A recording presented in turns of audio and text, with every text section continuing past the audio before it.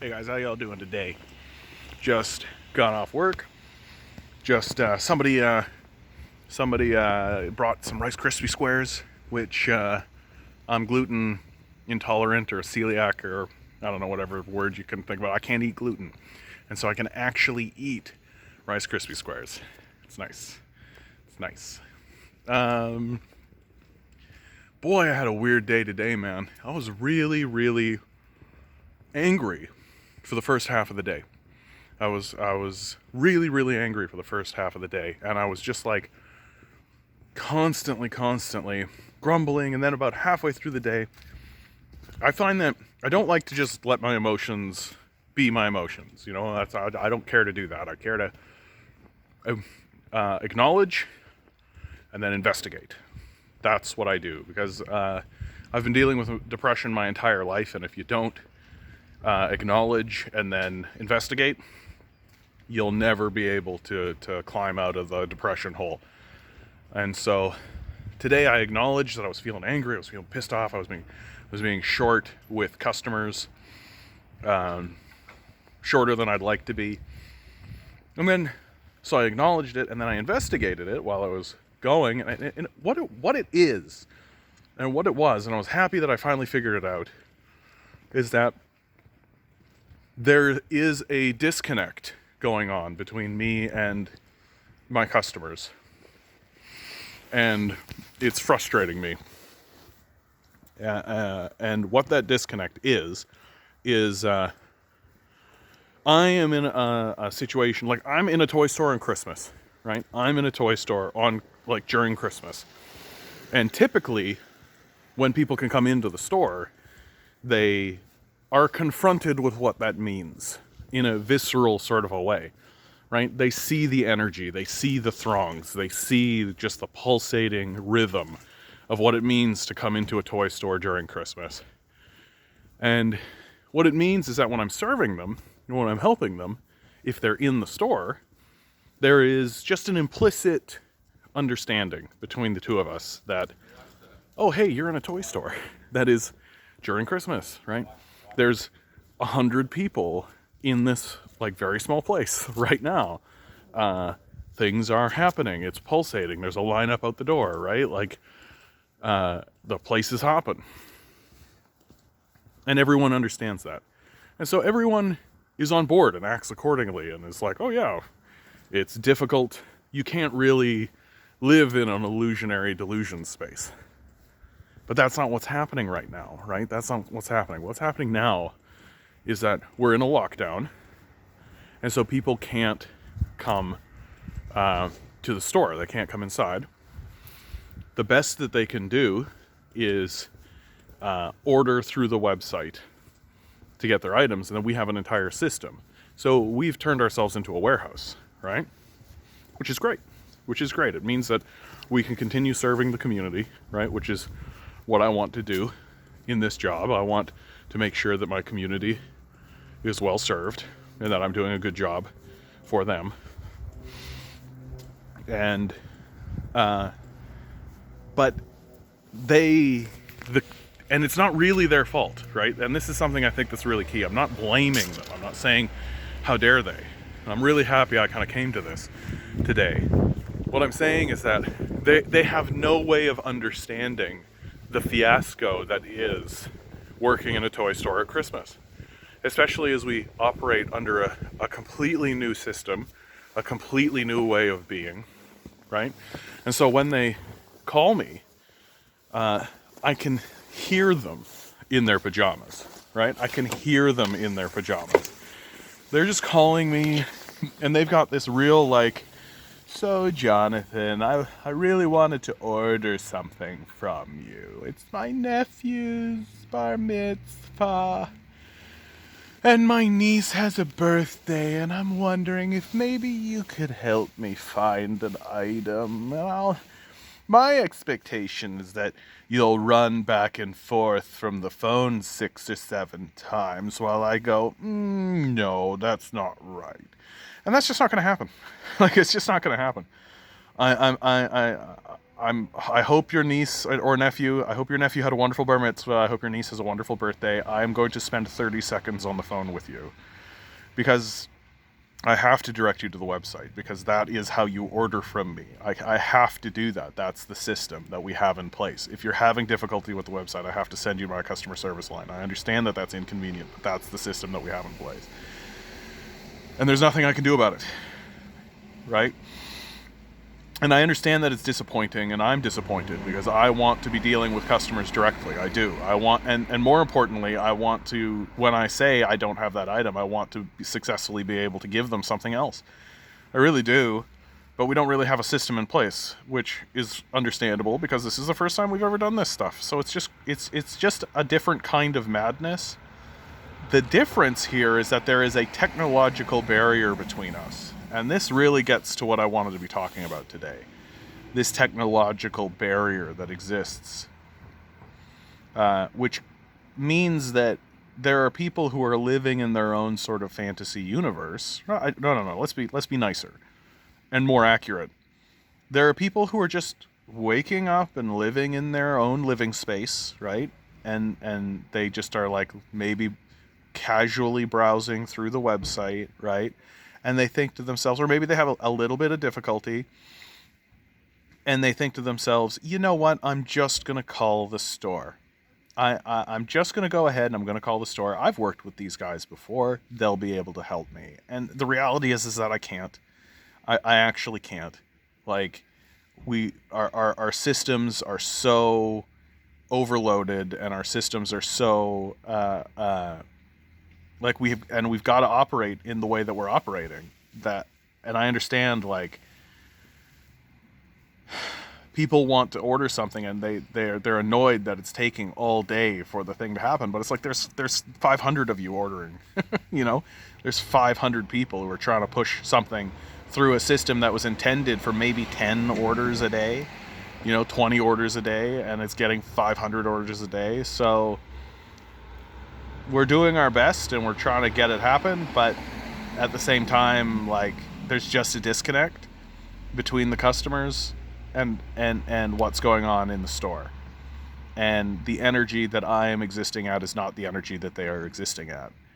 And I feel like this is what is happening to a large extent in our society, that there are people in the world that are operating at this like high level, right? They are operating at this like heightened level of energy, and that's their normal day-to-day life, and they have to exist at that heightened level of energy. And then there are people who are disconnected from that completely, that their day-to-day life is just sort of like bumping along, and the only time that they interact with the high energy people, like the low energy people, let's be straight, these are this is the political class.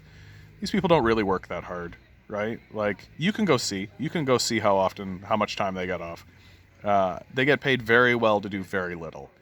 And these liberals especially are doing very little. And when they interact with us, they're doing it through this like technological apparatus. So they never actually have to experience what it is to work at a Tim Hortons. They never need to even go in and order. They never have to look at the people who they're actually representing, right? They can just order from Skip the Dishes, and they're paid so well that there's nothing stopping them from doing it. And they never have to go into a Starbucks. They never have to go into a Toys. They never have to go to these places, right? Because the technology has created a barrier. And what this technology has wrought on our society, the big one in my view, like, all these studies are coming out saying, like, people are more depressed or anxious if they use social media. And I was like, yeah, fucking of course they are. They're better educated about what's going on in the world, right? They have more information about what's going on in the world. Of course they're feeling more anxious. Of course they're feeling more unstable, right? And I think the really big kicker that is starting to happen, like, previously there was a method, a control system for powerful democracies, right? Noam Chomsky's book, Manufacturing Consent, right, really talks widely about this. goes to great length. A dry read, a tough read, I'm not going to say that, but definitely a crucial and important one, where he really lays out um, what the media apparatus exists for, and it's not to inform the public, right? It's to manufacture consent. It's so that the powerful can get away with invading and wars and things like this without the populace really understanding, or simply just the populace going along with it. But that apparatus now doesn't really function as well because of how the internet is, right? That, back in the 70s, there were people talking about how the CIA had a drug program where they were drugging GIs in experimental trials in order to increase their combat willingness, right? This is the number one trouble that the Army actually has trouble with, is how do you actually convince a man who doesn't want to murder anybody to murder someone, right? There's a really high level of people in the military who they don't want to kill anybody, right? They don't. When it comes down to it, and they're pointing a gun at another human being, they're not going to pull the trigger. They're not going to kill that person, right? When it really comes down to it. And so the military throughout the 70s, the CIA ran experimental trials on unsuspecting GIs with LSD and other drugs in order to attempt to increase their willingness to kill another person. This is incredibly well documented. You can Google this. In my opinion, this should be considered common knowledge. And of course, like the CIA and the United States military, right? They continuously operate in this way. They're continuously doing experiments and trials and things like this, all kinds of eugenics stuff. And throughout the 70s, like the people who were outspoken about this got made fun of by the traditional media. They got sort of lampooned. That was the strategy to sort of silence these people. They got turned into these conspiracy theorists, right? A lot of like, hey man, the man's coming to get you, man, right? Like, and that was sort of the caricature. And it turns out those people were completely correct, that the CIA absolutely was doing those sorts of things. But now the technology exists to sidestep the censors, right? To sidestep the people who are attempting to kind of silence this sort of opposition or silence this sort of situation. And there's no like the Wall Street Journal can't just sit on information, right? They can't just like put it on page 58 and hope that it just slips on through, right? If there is somebody on the internet who exists and has a YouTube channel with 1 million followers, right? Like if somebody like Joe Rogan says into the internet something that is true, and he just pounds on it and talks about it, well, then it doesn't matter what the Washington Post thinks, right? And this exists because of the new technology of the internet and our new social media, that the vetting process is gone now. That anybody can stand up and start a YouTube channel, and as long as they get followers, then those followers will go along with what that person is saying for a time. But what's kind of unfolding on this, and what's nuts to me about this, is that it's very clear that the powerful are beginning to understand this, and they really just don't care. Like the facade is beginning to drop. That the people who are in power, like, it used to be that people would just kind of go along their daily life, and this media apparatus would just shelter them from information and make it so that it was very much downplayed, right? Like, something like the New York Times could they'd talk about how, oh yeah, we're going into Cambodia, but they'd really talk about it in a like, foreign aid kind of situation. They'd never talk about how we were like committing a genocide there. Like they never ever talk about it that way. Uh, and so the populace would kind of go along with it. Now we've got people like Jimmy Dore is a great example of this, who's just like hammering on these wars that we're in. But the thing is that it doesn't matter, right? It doesn't matter what the people want. It doesn't matter what they think anymore, because the political apparatus has been completely taken over. That the media control system that was in place existed just sort of as a way to maintain the peace. But there are other ways to maintain the peace, right? There are other more aggressive and violent ways to attempt to maintain the peace and maintain order. And that, I think, is where the true source of depression is coming from. The realization that, we're not doing these horrible things and we're not acting like monstrous sociopaths on the foreign stage because of a lack of information or a lack of political will or a lack of any of this. We're acting this way because rich people want us to act this way. Because it makes a lot of money for them. And it doesn't matter what we say. It doesn't matter what we do. As long as we don't show up to these people's houses, don't surround their places of work, it will just continue to be that way. And nothing will fundamentally change. And it doesn't matter what kind of technology we create. It doesn't matter what we do, right? Like the powerful have at their disposal enough resources to just do what they want on a scale that hasn't been seen in human history, right? Like, we're talking about people who can like buy entire nations. That's insane. Like, that's insane to think about. And quite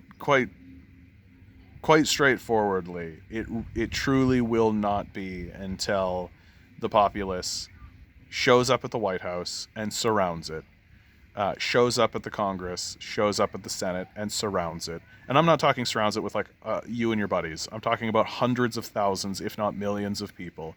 Like what's going on in India, right? There's a reason why the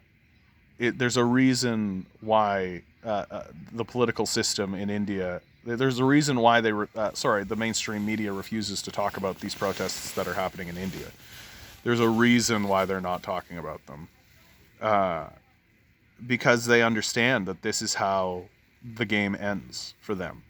That if 1/10 of the number of people showed up to protests at the White House or at the Pentagon, even on Wall Street, right? It would mean a radical change in the political dynamic.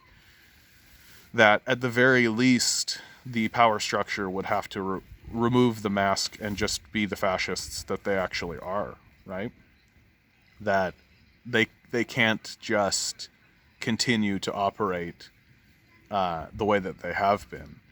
And to me, this is almost an inevitability that there is like, and I actually hate this line of argument because it does sort of lead to inaction in my view, that if people are just shrugging and being like, well, it's inevitable, then you'll sit around and wait for the inevitable to happen and not actually move on it and make the inevitable happen. But